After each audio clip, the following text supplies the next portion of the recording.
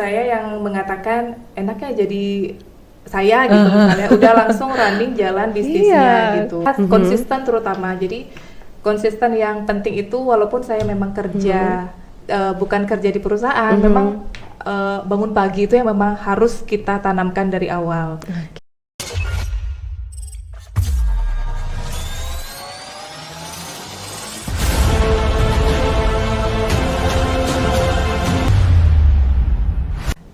Om Swastiastu. Halo pemirsa Pustaka dan Pasar Collab. Apa kabar Anda siang hari ini? Tentu saja tetap produktif dan juga tetap semangat ya. Senang sekali saya Ratna Mega kembali menemani Anda di podcast kali ini dengan topik-topik yang menarik dan selalu menarik tentunya. Dan yang kali ini paling menarik nih karena kita akan ngomongin soal mompreneur, yaitu bagaimana seorang ibu rumah tangga yang menjalankan bisnis. Tentu saja ini memiliki tantangan yang cukup unik ya. Gimana kita mengatur waktu kita kan terbatas, gimana caranya ngurus keluarga, anak, kemudian juga kita kan multi peran juga sebagai seorang ibu, serta mengurus bisnis. Nah, tentu saja nanti ada fokusnya agak susah gitu ya dalam bidang pendanaan juga nih dari segi keuangan, gimana caranya untuk membedakan antara keuangan untuk bisnis dan juga untuk keluarga. Ini kadang-kala juga rancu gitu ya, dan banyak sekali tentunya tantangan-tantangan sebagai mompreneur. Oke, kali ini di studio sudah ada mompreneur berprestasi dalam gelaran acara Ceria 2024 kemarin kategori mompreneur. Siapa lagi kalau bukan Mbak Firdayanti? Halo. Halo. Apa kabar? Baik, luar biasa ya. Luar biasa. Wah, sumringah sekali hari ini, cerah. Iya, ketemu sama kita yang sefrekuensi gitu ya kayak ya. Karena kita sama-sama penyiar. Sama-sama host juga pasti lebih asik nih. Nah, untuk hari pemirsa harus pantengin karena kita akan langsung ulik-ulik gimana sih rahasianya seorang ibu bisa akhirnya untuk terjun ke dunia wirausaha, tapi sebenarnya beliau ini bukan seorang ibu pure rumah tangga gitu ya, karena sebelumnya adalah seorang banker. Nah, ini adalah suatu keputusan yang berat barangkali nih pemirsa, karena beliau sudah menjalankan sebagai seorang banker itu katanya tadi ada bocoran ya sekitar sudah puluhan lebih ya. Oke, kita langsung saja tanyakan personal story dari seorang Firdayanti, seorang mompreneur dalam menjalankan dan juga perjalanannya deh dulu nih. Oke, boleh nggak perkenalan dulu seorang Firdayanti ini seperti apa perjalanannya dalam memulai karir? Oke. Halo, selamat siang ya Ge dan Ge Ratna dan juga para pendengar semuanya.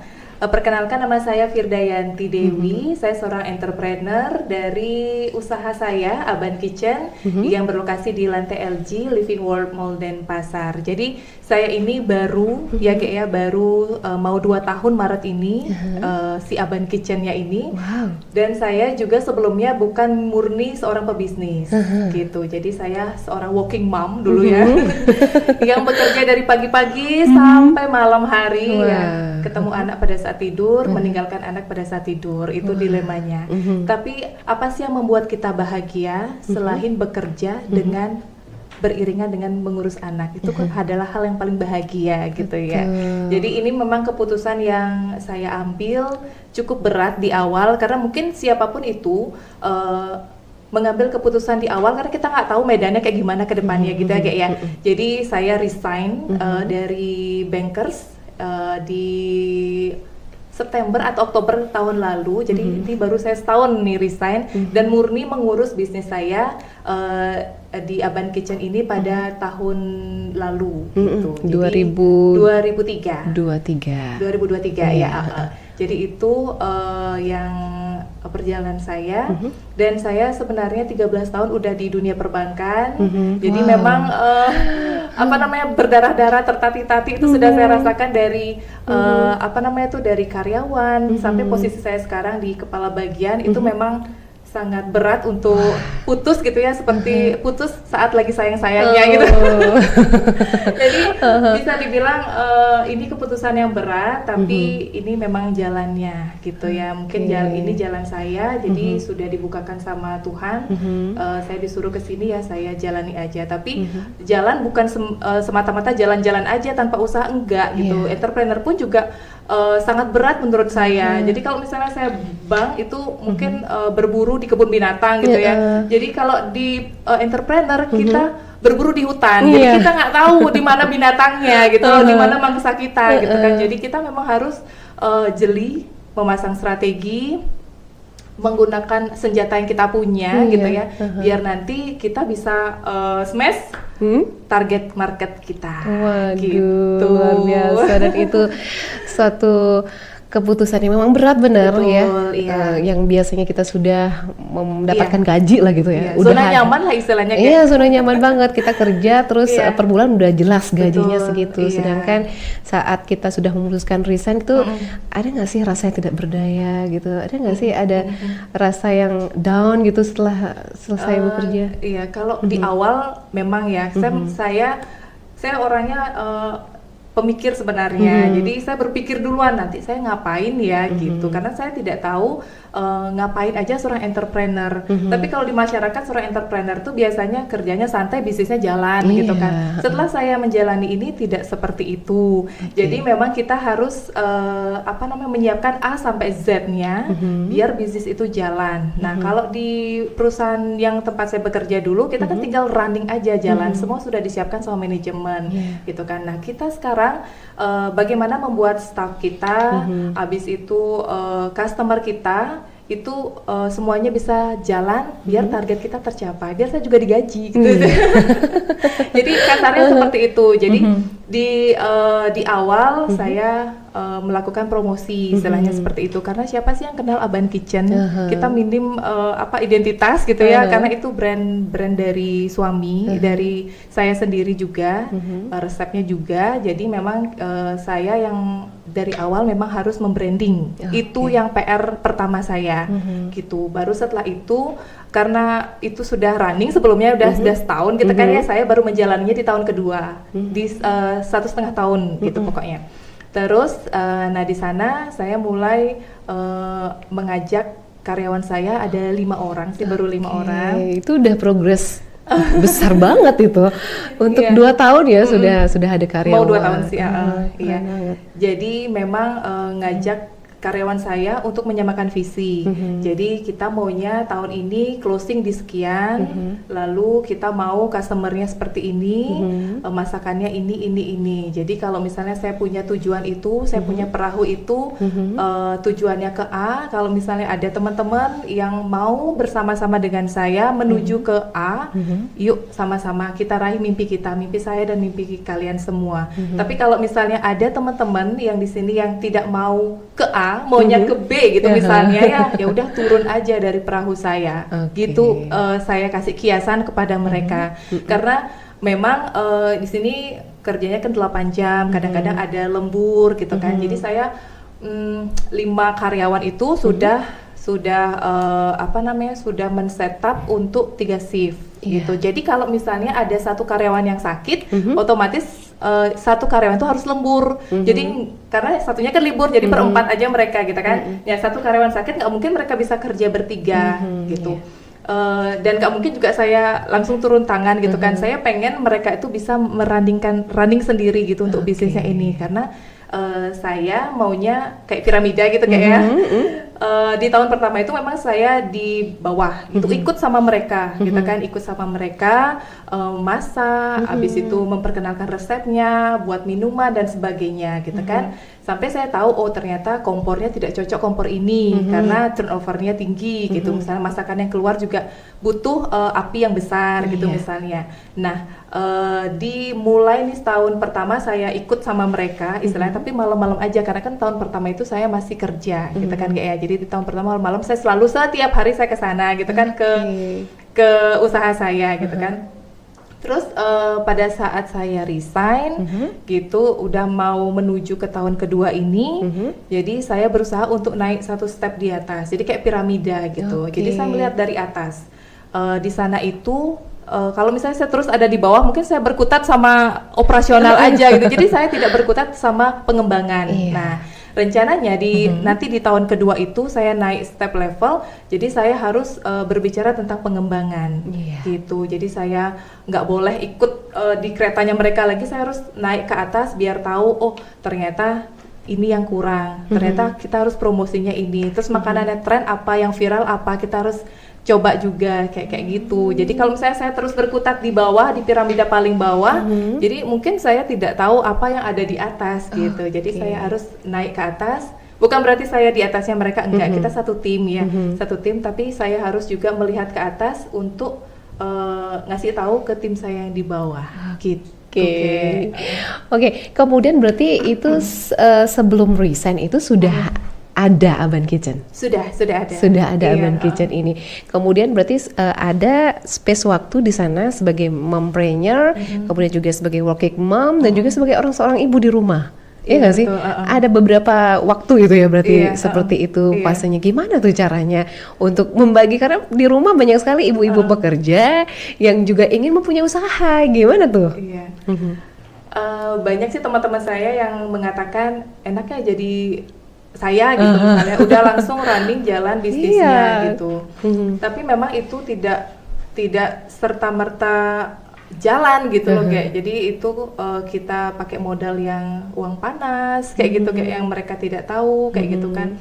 Tertatih-tatih kita mencari produk apa yang kita mau jual gitu. Setelah kita punya uang, apa yang mau kita jual kan kita bingung kan gitu. Terus trial error, akhirnya saya mau jual steak gitu di atas piring panas atau hot plate gitu. Nah kebetulan cari tempat sekarang. Nah tempatnya di mana gitu kan? Tempatnya kebetulan di dekat rumah saya kan ada pembangunan mall kala itu. Jadinya coba cari tempat siapa tahu ada tenan gitu kan. Oh ternyata ada gitu, ya udah. Oh ternyata mahal harganya, lagi kita muter otak gitu. Entah kita cari siapa anggota keluarga sih, crowdfunding lah istilahnya, kita minta suplai uang dari mereka sehingga keluarga sih yang benar-benar bisa membuat saya mewujudkan bisnis sama suami. Nah sebenarnya bisnis itu kan istilahnya waktunya tidak sebanyak budak korporat ya istilahnya, pegawai gitu kan ya, karena 9 to 5 kita harus standby. Pada saat bos nelpon kita harus terima telepon, dan kita udah karena kita digaji sama dia gitu kan. Nah bisnis ini memang tidak, istilahnya memang kita harus menyentuh dia, tapi kan kita bisa sambilan dengan pekerjaan yang lainnya kayak gitu kan kayak ya. Nah kalau bisnis itu sebenarnya cita-cita saya gitu kan, cuman saya nggak tahu mau jualan apa waktu itu gitu. Nah setelah itu setelah saya resign itu sebenarnya karena kecelakaan sih. Iya, jadi mertua saya itu sakit ya, sehingga mertua saya itu tidak bisa istilahnya ngempu anak saya gitu. Jadi memang ya sudah mungkin ini waktunya saya untuk resign untuk bisnis seperti itu. Nah tadi pertanyaannya kan gimana cara ngatur waktunya gitu ya Gek ya, sebagai pebisnis. Nah sebelumnya itu kan kalau saya pada saat kerja itu memang stres banget. Tidurnya itu di atas jam 10, bangunnya paling telat tuh jam 4. Wow, gitu, karena namanya juga banker biasanya masuknya pagi, pulangnya malam gitu kan? Iya, karena saya harus ini kayak preparing barang-barang yang kosong kemarinnya gitu. Jadi karena kitchen kita kecil di sana, jadi saya tidak bisa menyimpan stok makanan yang banyak di sana. Kalau daging itu kan memang sudah disuplai dari supplier, tapi kalau kayak sayur, tomat, sayur hijau itu kan memang sekali masak satu hari itu habis. Saya usahakan harus habis, nggak boleh ada sisa besok. Kalaupun ada sisa besok nggak apa-apa, nggak boleh sampai 2 hari karena pasti akan jelek ininya kualitasnya dia gitu. Jadi mau nggak mau saya harus belanja. Gitu, karena belum punya langganan istilahnya kayak gitu kan, karena pebisnis baru jadi belum punya langganan gitu. Nah, jadi pagi-pagi saya ke pasar dulu, preparing. Jam 4 itu? Iya, jam 4 itu pokoknya. Lalu siapin anak, langsung jam setengah 7 saya berangkat. Gitu, berangkat beraktivitas, pulangnya jam 6 atau jam 7 lah. Langsung saya ke tempat bisnis. Oke, Cek. anak-anak nggak bisa dong iya nggak sih? Nah di sana kita Iya. sering merasa bersalah gitu Iya, ya karena betul. kita nggak bisa ngurus dan Iya. juga fokus sama anak. Nah di situ dia ujiannya berarti Iya, ya. betul. Memang sih kalau anak, karena saya sudah meninggalkan dia pada saat 3 bulan gitu kan ya, karena kita kan working mom gitu kan ya kayak ya. Jadi saya memang anak sudah terbiasa dengan hal tersebut gitu. Tapi sesekali memang saya ajak juga ke bisnis saya biar dia ngeliatin ini loh yang dilakuin orang tua kamu gitu. Jadi secara tidak langsung saya juga mengajarkan anak saya gini loh caranya cari uang gitu. Jadi nggak serta-merta minta gitu kan. Jadi saya juga secara tidak langsung mengajarkan mereka gini loh mama kerja jam segini, lalu ntar mama mau ke ini ya ke Aban Kitchen, ikut nggak? Ikut. Jadi mereka udah tahu dan mereka tuh juga ikut kadang cuci piring gitu kayak cuci piring langsung mereka di depan juga langsung tak gini mereka kan karena takutnya nggak boleh ya anak di bawah umur kerja gitu kan. Betul. Debram sama Agas ke belakang aja gitu. Oh iya ya Maya gitu. Jadi mereka dari karena mereka melihat aktivitas saya dari kecil sampai sekarang mereka jadi tahu gitu loh kalau orang tuanya itu tengah berjuang mencari cuan. Iya. Baik, kemudian berarti yang menjadi motivasi awal itu saat memulai usaha itu apa? Kalau motivasi sebenarnya cuan ya, di mana-mana cuan ya. Cuman karena suami saya itu cowok sendiri, jadi memang kalau di Bali adat istiadatnya memang kental ya.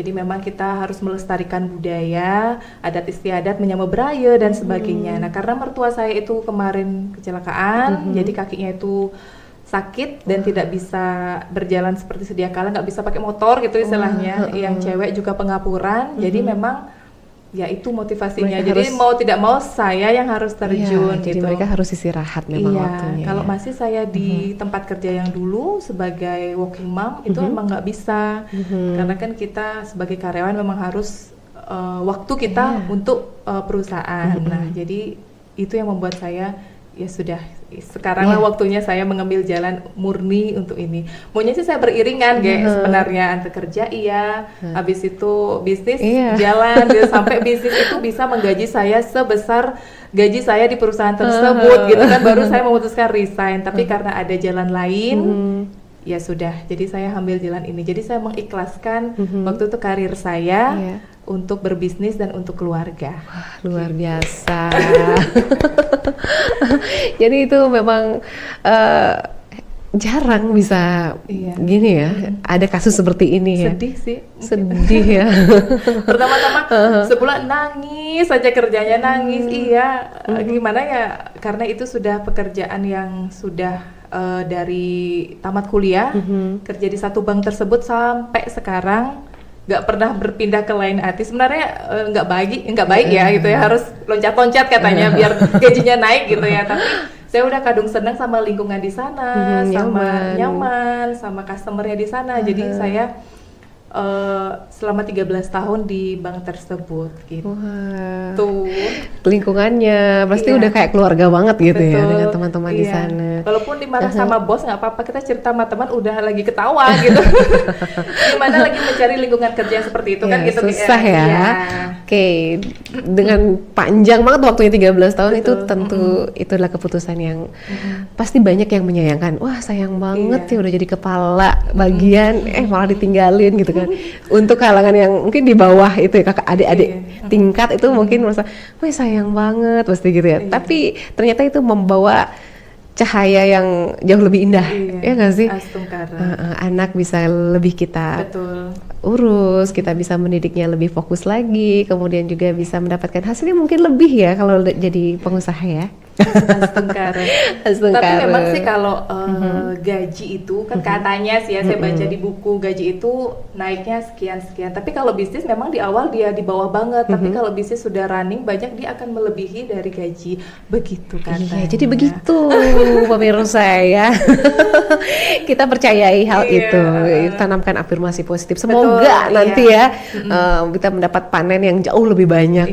Yang namanya juga merintis pasti agak susah ya. Betul. Baik. Perlu kerja keras, tekad, konsisten terutama. Jadi konsisten yang penting itu walaupun saya memang kerja bukan kerja di perusahaan, memang bangun pagi itu yang memang harus kita tanamkan dari awal. Gitu. Kalau sudah lewat saya bangunnya kan karena kemarin saya bangun misalnya jam 4. Jadi saya tetap menanamkan diri saya bekerja juga di perusahaan saya. Gitu. Jadi saya menanamkan pada diri saya bekerja di perusahaan saya tidak boleh santai. Kalau santai nanti targetnya yang saya canangkan A itu nggak kekejar gitu. Jadi saya mau berapa targetnya 10 juta gitu misalnya di tahun ini gitu. Jadi saya gimana cara mengejarnya biar capai 10 juta itu di tahun itu gitu. Jadi bagaimana caranya saya bangun pagi, saya ngelis apa aja yang harus saya lakukan di hari itu, lalu ke supplier, promosi. Nah promosi itu penting sebenarnya, apalagi untuk saya yang memang minim identitas. Siapa sih yang nggak kenal siapa sih yang kenal Laban Kitchen kan nggak semua kenal gitu kan. Jadi memang saya harus konsisten posting gitu di media sosial gitu. Itu yang memang saya lakukan. Jadi cari konten-konten itu juga lumayan menguras waktu ya. Padahal pekerjaan sepele ya, tapi menguras waktu dan energi itu sebenarnya gitu. Itu yang saya lakukan. Mungkin gitu. next nanti cari konten kreator ya nggak? Oke, boleh. Tapi karena masih budget ya jadi saya urus sendiri. Iya, jadi karena kita masih merintis di bawah. Iya, itu termasuk progres yang cukup cepat. 2 tahun itu sudah bisa move on dulu deh. Itu move on itu udah lumayan cepat tuh, sebulan. Berhenti nangis pokoknya dulu ya. Sebulan tuh udah cepat bangkit dari keterpurukan, luar biasa. Kemudian kalau dukungan dari eksternal gimana? Kalau dukungan dari teman-teman karena teman-teman ngelihat di media sosial tuh enak-enak aja, jadinya mereka pengen juga gitu loh punya bisnis tapi sambil kerja. Tapi saya kasih tahu mereka, kadang ada yang curhat gitu ya GS sama saya, Mbak aku mau resign gitu, udah nggak kuat di sini karena kan mereka targetnya juga banyak, apalagi dunia perbankan akhir tahun mereka kan dikejar target apalagi marketing kan ya. Aku mau kayak Mbak gitu kan, mereka curhatnya sama aku. Tapi aku bilang gitu, yang kalian lihat tuh nggak semulus yang kalian lihat gitu loh, yang saya rasain gitu. Itu juga ada berdarah-darahnya gitu loh, kayak maksudnya ada hal yang aku korbanin biar bisa seperti ini gitu. Kalau mau sebenarnya beriringan dulu sama seperti yang saya lakukan gitu. Jadi bagus bangun bisnis iya, tapi masih kerja, tapi tetap komit. Kita nggak boleh di jam kerja kita ngurus bisnis kita, itu nggak boleh gitu loh. Walaupun bos kita nggak tahu, tapi yang di atas tahu gitu loh. Itu nanti kepatok rezekinya gitu sih. Kalau gini saya gitu. Jadi seberapa kita digaji, kita harus melaksanakan tugas seperti itu sebagai karyawan gitu. Di luar jam kerja, oke, monggo gitu. Kalau kalian sudah enjoy sama bisnisnya dan bisnis kalian sudah bisa menggaji kalian lebih besar dari yang digaji di perusahaan, ya udah. Pergi saja.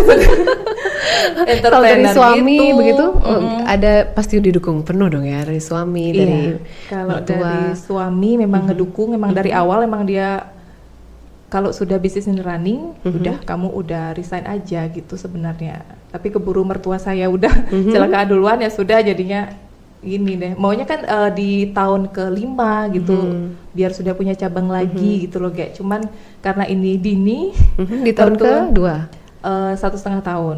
Iya, jadinya udah resign aja jadinya gitu karena mertua waktu itu kecelakaan. Untuk menemukan ide bisnis ini lama nggak? Karena banyak nih orang yang mau banyak planning gitu ya, pengen bikin kursus pengen bikin usaha fashion pengen bikin salon tapi nggak running gitu. Nah kalau dari Mbak Firda sendiri gimana? Itu langsung jalan setelah ide bisnis didapetin? Iya, kalau bisnis itu sebenarnya kalau nggak ditulis, kalau saya kan biasa nulis ya. Jadi maunya bisnis apa gitu sama suami, ini nggak akan jalan gitu kan. Sebenarnya bisnis itu memulainya itu dari kita, dari niat kita sebenarnya. Ditambah suami kan kerja di perhotelan, nah jadi temenan sama chef gitu kan, discuss dan pecinta daging lah istilahnya dia. Jadi Pak bikin gini yuk, ini gitu. Jadi bikinnya yang hot plate gitu daging. Nah munculnya dari sana sebenarnya. Itu dari kesukaan sama masakan atau memang bisa masak dari awal? Kesukaan sama masakan sebenarnya. Karena suami kita pun tahu kalau bisnis kuliner tuh memang marginnya besar ya kayak ketimbang bisnis yang lain. Tapi tidak menutup kemungkinan bisnis yang lain juga. Tapi memang untuk saat ini kuliner kan memang lumayan marginnya karena kita mengolah bahan baku yang mentah menjadi siap makan kayak gitu. Jadi kuliner aja gitu kemarin. Terus bingung kulinernya apa gitu karena suami suka daging sapi gitu kan. Ya udah coba aja. Karena ada hot plate-nya coba ini gitu, coba hot plate. Jadi kan lebih ada asap-asapnya gitu, jadi lebih menggugah selera makan biasanya kayak gitu. Untuk mencari idenya itu dulu nih, untuk mencari idenya itu ada trial errornya nggak? Ada. Ada berapa ide yang mungkin udah gini tereliminasi? Ada 2 sih, pertama kan mie, pertama maunya mie. Abis itu setelah mie kita maunya gerobakan sebenarnya kayak apa namanya tuh yang di pinggiran kayak gorengan apa kayak gitu, tapi lagi nggak usah ini skip aja gitu kan. Abis itu sampai pada yang menu utama itu gitu, yang daging itu karena suka banget suami sama daging, jadi kita kemas pakai hot plate biar menarik dengan harga yang affordable, lalu di mall itu kan lebih sangat menggugah selera gitu. Wow, keren banget. Kemudian kalau dalam apa ya menjaga keseimbangan ya, untuk yang sekarang nih udah jadi mompreneur, jadi udah nggak jadi mom working lagi gitu ya. Jadi sekarang menjaga keseimbangan waktu anak, kemudian waktu dengan adat istiadat, dengan apa ya, dengan sosial menyama beraya itu kan biasa ya. Kemudian dengan usahanya. Kalau sekarang lebih karena waktunya lebih fleksibel ketimbang menjadi working mom kemarin, jadi semua kesentuh gitu loh, baik itu anak, nganter mertua kontrol setiap bulan, cowok cewek ke dokter, ngurusin anak dari A sampai Z-nya, sampai anakku ini juara 1 loh juara 1 karena aku dampingin gitu belajar. Yang tadinya mungkin belajarnya nggak seintens aku pada saat sekarang. Kalau sekarang mau ujian, yuk belajar gitu. Jadi memang benar-benar aku ngajarin dia dari awal gitu loh. Ya apa mau dipelajari ini gitu. Kalau dulu kan enggak gitu kan, kita udah pulang kerja udah capek ya. Apalagi nggak ngeliat matahari udah capek. Habis meeting gitu kan udah capek, sudah pulang aja udah syukur gitu kan ya. Jadi udah capek, nggak bisa lah nginiin anak kayak gitu. Hanya sebatasnya aja. Gitu. Tapi kalau sekarang semua bisa aku sentuh gitu. Mertua, anak, menyambut beraya, sampai suami pun juga bisa gitu loh. Apa yang perlu disiapin? Tolong siapin ini, tolong siapin ini. Kalau dulu kan enggak bisa gitu. Jadinya paling online aja. Jadi nggak bisa langsung memilihkan apa yang sesuai sama suami, misalnya celana gitu. Ada acara apa, celana, beliin celana ini gitu misalnya. Ya sudah, kita beliin sesuai sama dia gitu. Kalau dulu kan enggak gitu. Datangnya kekecilan, kebesaran itu kan jadinya enggak tepat sasaran. Jadinya kalau sekarang semua bisa aku atur gitu. Itu fleksibelnya sih sebenarnya kayak ketimbang aku yang kemarin. Gitu.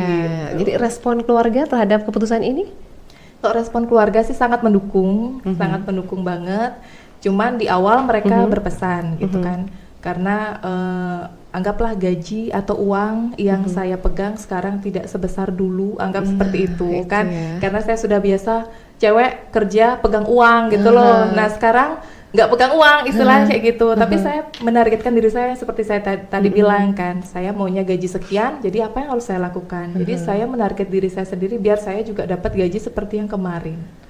Gitu. Untungnya waktu di Banker itu pengalamannya marketing ya. Betul, marketing. Itu untungnya ada ilmu marketing di sana, sehingga di bisnis sekarang tuh pengaplikasian ilmu marketing nggak kagok lah gitu. Iya betul. Jadi karena saya marketing, ketemu banyak orang dan beberapa nasabah yang dulu pun juga kontak saya dan saya juga suruh makan di saya. Jadi secara tidak langsung kita inline gitulah istilahnya gitu. Jadi saya tetap menjalin hubungan baik dengan mantan-mantan customer saya dulu gitu kan, sehingga mereka juga ada feedbacknya untuk saya. Di mana Firda sekarang? Oh, saya buka usaha di mana? Jadi secara nggak langsung saya jualan itu sebenarnya kan. Di mall, Bu, nanti kapan-kapan main ke sini ya, Bu ya. Iya. Tiba-tiba dia main kan ke sana gitu. Langsung dia belanja-belanja. Jadi apa yang saya lakukan dulu itu kita tidak boleh menyesal gitu ya. Bahkan banyak hal yang bisa kita petik dari yang kita lakukan dulu gitu kan. Dan itu sebagai modal saya untuk membangun bisnis saya. Gitu. Baik itu dari dari networkingnya. Di sana saya ketemu banyak orang dengan berbagai karakter. Dengan berbagai komplain, sehingga pada saat bisnis saya running ada yang komplain, saya tidak kagok, saya tidak istilahnya terkejut dengan komplain-komplain itu. Saya hadapi dengan bagaimana saya handling komplain yang dulu. Iya, gitu. Udah terbiasa dengan komplainan itu. Iya. Untungnya itu ya. Jadi ada bekal istilahnya. Ada bekal, karena kalau jadi entrepreneur yang baru itu dapat penolakan lah, dapat kerugian atau dapat komplainan seperti itu, udah menciut nyalinya, nggak jadi deh lanjut gitu loh. Iya. Jadi itu dia, kita memang harus punya ilmu itu sebenarnya. Kalau dari Firdayanti gimana, Mbak Firda? Kalau sejauh ini yang saya lakukan kemarin itu memang buat bekal saya yang kemarin itu. Gimana awal-awalnya itu untuk bisnis? Enggak, untuk melatih rasa penolakan lah gitu. Gimana caranya untuk karena udah biasa ditolak ya? Ya dulu di awal-awal kan belum biasa tuh. Iya. Kalau di awal dulu dari akunting, saya sebenarnya basic saya sarjana ekonomi dan jadi akunting dulu karena saya hamil, ngidam gitu kan. Akunting itu kan, kalau akunting bank itu sebenarnya dia kerja pagi apalagi akhir bulan, malam jam 10 atau besoknya baru pulang sampai malam gitu kan. Iya, apalagi tutup tahun nginep biasanya di sana. Iya. Nah, udah terbiasa gitu loh dengan hal seperti itu. Nah, lalu saya hamil, mual, ngidam lah, waktu itu nggak bisa saya lembur-lembur seperti itu, dipindahinlah ke marketing. Nah, marketing buta banget, apa ini marketing jualan ya gitu loh. Siapa sih yang suka jualan? Kayaknya nggak banyak yang suka gitu kan. Kesannya kamu minta uang saya ya, kesannya seperti itu gitu. Tapi setelah saya mempelajari, saya ada role model sebenarnya, ada senior saya yang mengajarkan, nggak apa-apa kamu ditolak 1, kamu cari lagi 5, nggak apa-apa kamu tolak 5, kamu cari lagi. Semakin banyak database kita, semakin banyak kesempatan kita bisa menjual. Nah, kuncinya ada di database sebenarnya gitu. Kalau misalnya kamu ditolak 1, itu kamu mau closing 10 gitu misalnya, mau closing 10, tapi kamu punya database 10, kan kemungkinan ditolak semuanya kan, ya kan, kalau seperti itu. Nah, kalau kamu mau closing 10 minimal kamu punya customer 100, kamu harus cari tuh door to door tuh 100 gitu. Ya sudah, karena saya kosong pikiran saya, udah saya cari aja orang-orang tuh gitu. Jadi memang sudah mindset saya sebenarnya untuk kalau misalnya kita kerja sebagai marketing, ya udah cari orang gitu loh, tanpa takut, tanpa istilahnya malu. Gengsi, seperti itu. Iya, betul. Harga diri kita tuh rasa terjatuh. Gitu. Ya nggak sih? Orang-orang yang nggak punya hobi jualan tuh ngerasa kok kita merendahkan harga diri sekali sih gitu kan. Padahal tidak ya, menurut saya. Tapi di sana kita bangun networking, bangun istilahnya relasi sama customer yang tadinya customernya itu sedikit, jadi customernya bertambah karena mulut ke mulut. Ini nabung aja sama Mbak Firda gitu. Jadi dari mulut ke mulut itu, dan customer bank kan customer prime ya yang memiliki, pada saat itu saya marketing funding, marketing dana. Jadi bertemu dengan orang-orang funding gitu, orang-orang yang memiliki dana, baik itu tabungan dan deposito. Nah, di sana pun saya juga melihat orang yang sudah kaya, punya banyak uang pun mereka masih bekerja. Jadi saya bercermin pada diri saya, hei, kamu gak punya apa-apa tapi kok kamu males, gitu jadinya ya. Itu tuh harus di underline juga itu. Jadi saya setiap ketemu sama nasabah tuh pasti mereka cerita gitu kan. cerita A, B, C, D kesehariannya mereka, bagaimana mereka merintis bisnis, Pida nak kini, sing kini, Firda kini, ya kayak gitu mereka ceritanya. Jadi yang saya lihat ini adalah yang sekarang, yang dulu saya nggak lihat. Jadi saya tahu mereka itu tidak langsung di atas, mereka tuh dari bawah juga, malahan dari minus, bukan dari nol, dari minus mereka berjuang, dari utang. Jadi mereka istilahnya seperti ini karena tekad dan kerja keras, rasa jengah sih sebenarnya rata-ratanya mereka itu. Ya. Mereka sudah kaya dan masih bekerja di usia seperti itu. Jadi saya berpikir saya masih muda, kenapa saya tidak bekerja keras? Jadi seperti itu gitu. Baik. Kemudian pelajaran yang paling melekat di dunia banker sampai sekarang di Mompreneur itu apa? Pelajaran Marketing tadi contohnya. Betul, marketing, personal service juga. Iya, jadi kita harus nge-touch customer itu secara personal, termasuk juga sekarang. Kalau misalnya ada yang DM, jangan sampai lama kita ngebalesnya. Oh gitu ya. Kalau misalnya ada yang ngechat, Kak minta price list gitu misalnya, jangan sampai lama kita jawab, nanti istilah Balinya keburu kabur, mereka nggak jadi, mereka makan di kita. Nah di marketing dulu pun seperti itu. Mbak Firda, saya mau buka rekening gitu misalnya, saya harus fast respon. Pada saat mereka online, saya tidak boleh memutuskan untuk keluar dari di WhatsApp itu misalnya kan online, kita harus tetap sampai percakapan terputus. Gitu. Jadi kita nggak boleh lihat yang lain, kita harus dia online, kita juga online meladeni dia sampai titik temunya. Ya udah, nanti saya buka rekening, saya ke bank ini. Gitu. Begitu pula juga dengan saya sekarang di bisnis, saya kan juga handle untuk sosial medianya juga. Kalau ada yang DM, ada yang chat, itu saya fast respon juga keren. Gitu loh, sampai terputus, terima kasih, ya sudah putus, artinya udah saya beralih lagi ke yang lain gitu. Jadi nggak boleh ngambil kerjaan yang lain dulu untuk ngechat gitu. Itu kalau dari perjalanan bisnis nih, mulai dari awal Aban Kitchen itu sampai saat ini, perjalanan bisnisnya apa nilai-nilai yang mungkin paling berharga, maksudnya nilai pembelajaran apa yang bisa diperoleh? Nilai berjuang sih sebenarnya dan tidak gengsi ya. Dari awal-awal belanja kayak gitu kan, belanja kebutuhan untuk Aban Kitchen-nya kan saya belum punya supplier lah istilahnya waktu awal-awal. Jadi saya pakai motor belanja dengan banyak barang di depan gitu kan. Terkadang dulu emak-emak sengap ini ternyata sekarang saya yang emak-emak kayak konten-konten yang lewat di TikTok ya. Jadi nggak perlu gengsi dengan apapun yang kalian kerjakan, selama kerjaan itu tidak merugikan orang lain. Gitu. Oke. Pernah nggak sih terlintas gitu, si Firda orang banker yang pintar yang udah kayak gini sekarang gitu, malah seperti ini jualan stick gitu ya, jualan stick malah kayak gini. Pernah nggak terlintas kayak gitu terhadap pandangan orang yang ada di masa lalu kita mungkin? Kalau pagi-pagi pada saat saya belanja gitu misalnya, melihat orang juga hiruk pikuk karena mereka masuk kantor pakai tas bagus, pakai sepatu bagus gitu kan, pakai gicu gitu kan. Kalau minder sih enggak sih sebenarnya. Enggak ada kata minder. Enggak ada kata minder. Cuman mencari uang tuh dengan jalan yang beda-beda, itu aja. Mungkin mereka jalannya seperti itu, saya jalannya seperti ini gitu. Intinya kita tidak ngerugiin orang lain sih sebenarnya. Ya, punya jalannya masing-masing. Gitu. Nggak ada kata minder sih intinya. Pengalaman paling berharga di 1,5 tahun ini mungkin? Kalau pengalaman yang kemarin itu menang Mompreneur. Wow. Gimana tuh ceritanya bisa ikut itu? Lihat di Instagram ya kalau nggak salah. Waktu itu lewat di Instagramnya Koperasi UMKM Denpasar. Jadi karena saya rasa apa yang saya lakukan itu bisa berpengaruh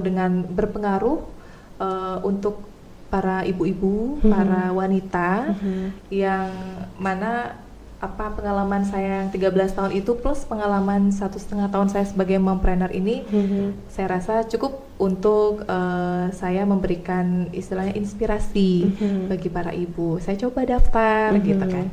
daftar kemarin, lolos kurasi.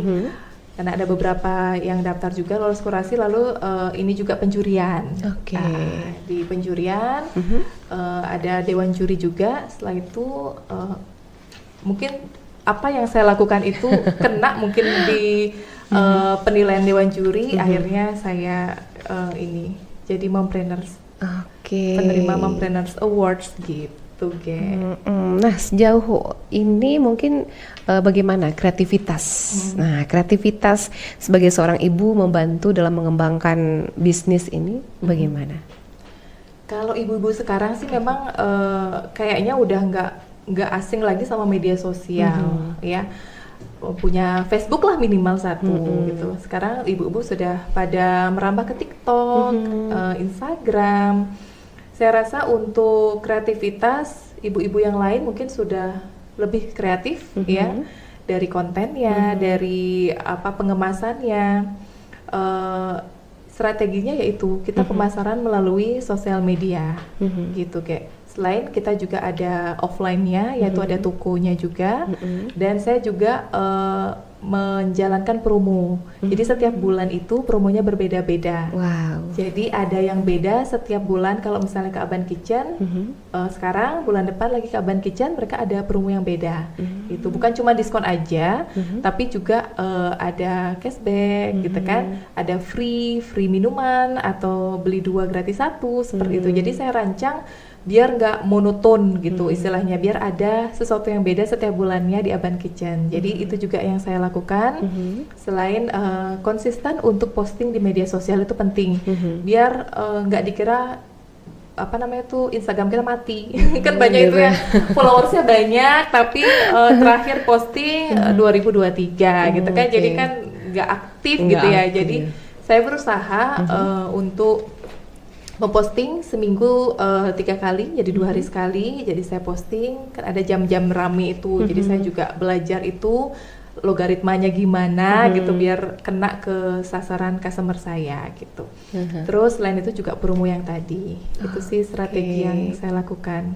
Wow, gitu. keren. Kemudian dalam menjalani bisnis ini, nah mulai dari awal sampai saat ini, mungkin apakah ada nggak sih kesulitan finansial di bisnis?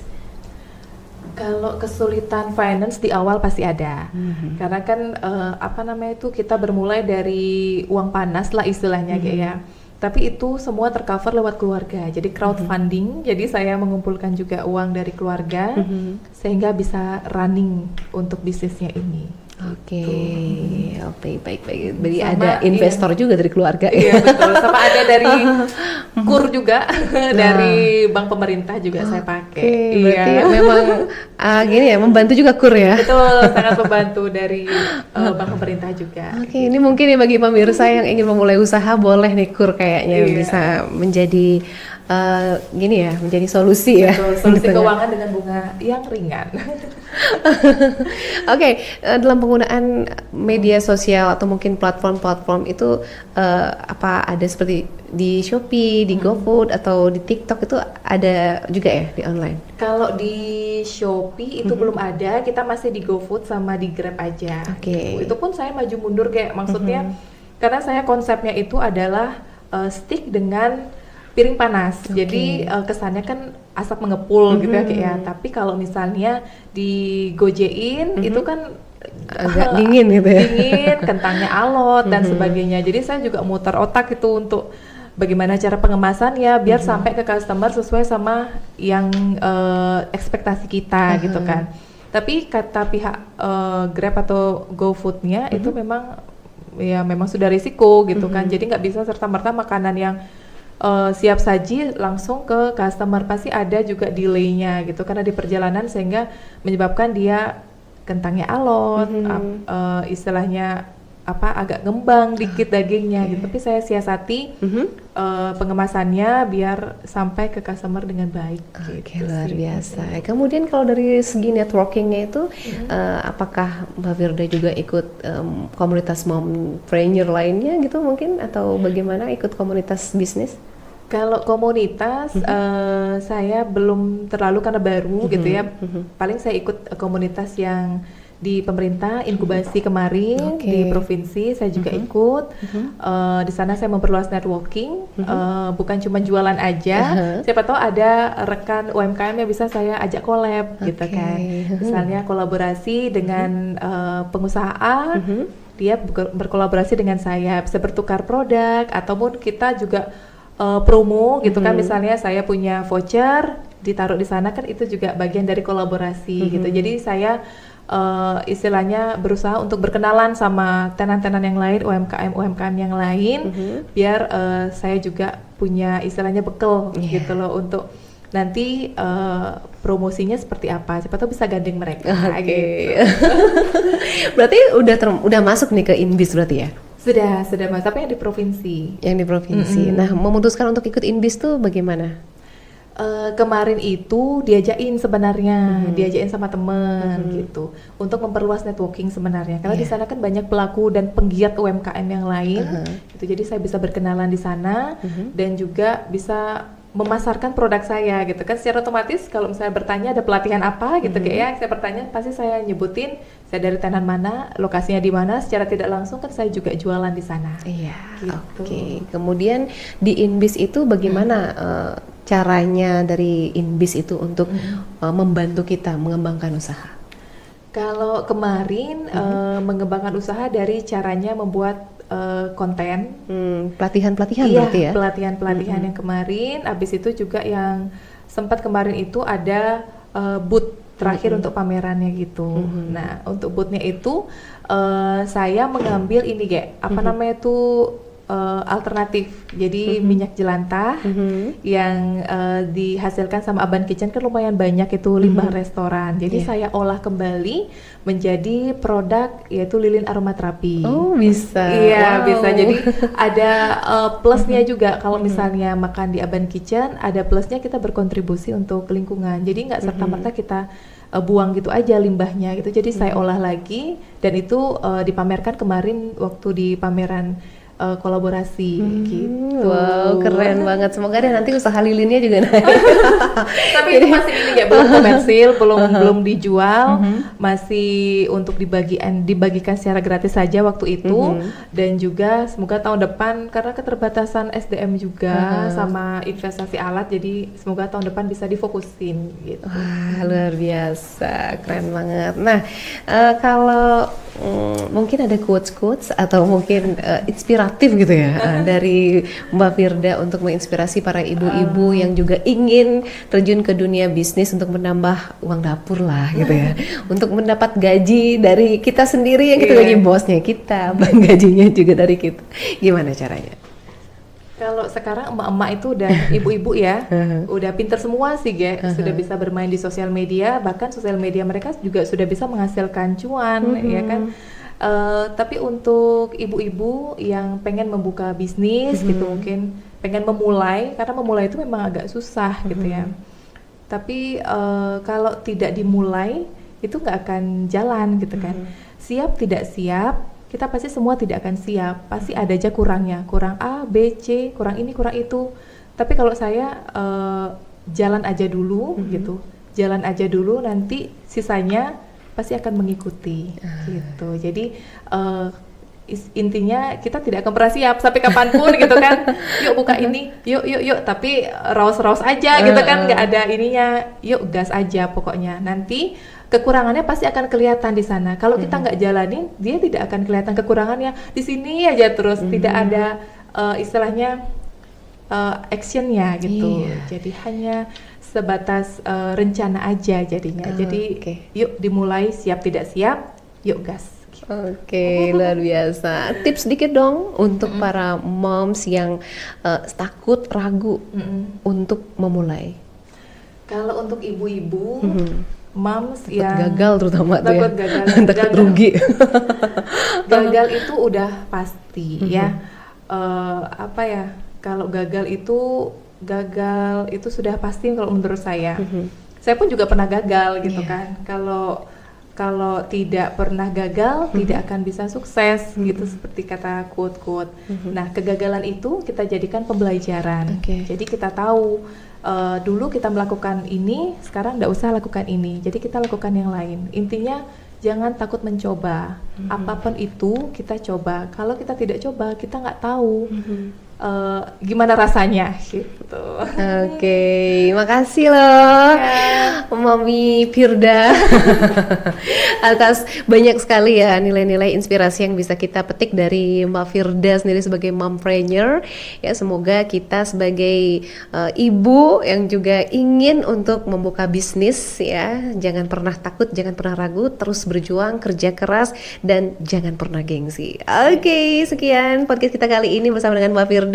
Terima kasih dan semoga bisa ketemu lagi di lain kesempatan. Dan sampai di sini podcast kita kali ini, dan jangan kemana-mana, tetap di channel ini untuk menyaksikan edisi-edisi yang lebih menarik selanjutnya.